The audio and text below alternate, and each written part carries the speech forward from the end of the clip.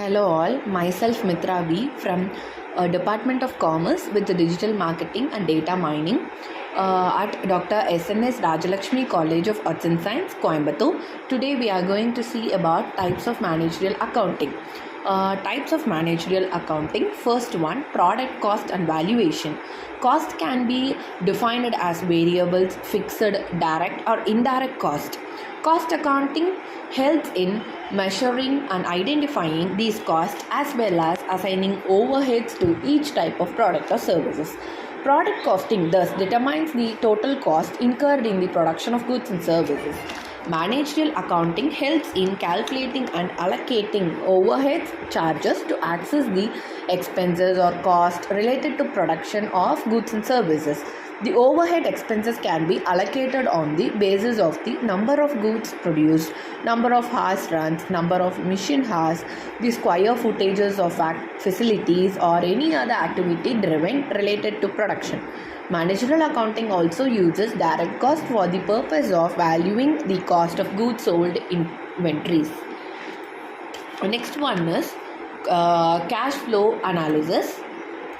In cash flow analysis helps in determining the case impacts of business decisions. Most companies follows the accurate picture of a company's true financial position. However, it also makes it difficult to measure the true cash impact for single financial transactions. By implementing working capital management strategies, one may optimize cash flow or ensure that company has enough liquid assets to cover short-term obligations.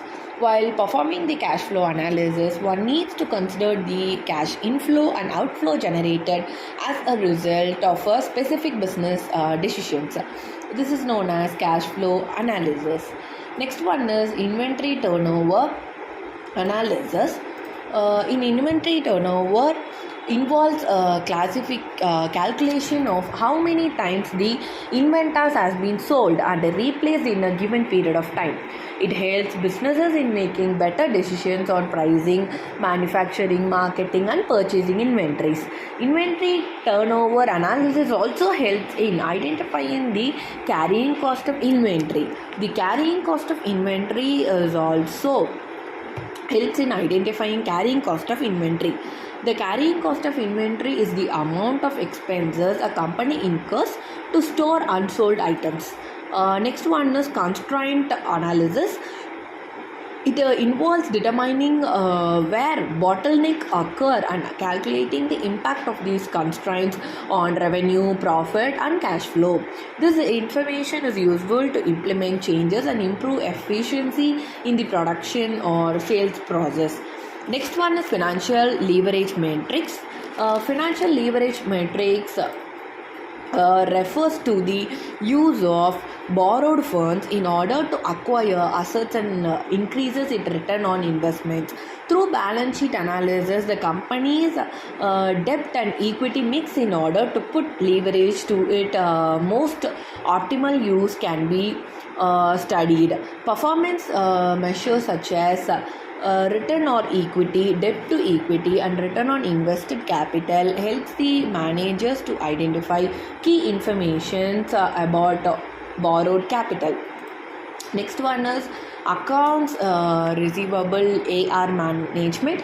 Account receivable invoices are categorized by the length of time they have been outstanding in an account receivable agencing report. It may list all outstanding receivables less than 30 days, 30 to 60 days, 60 to 90 days and 90 plus days.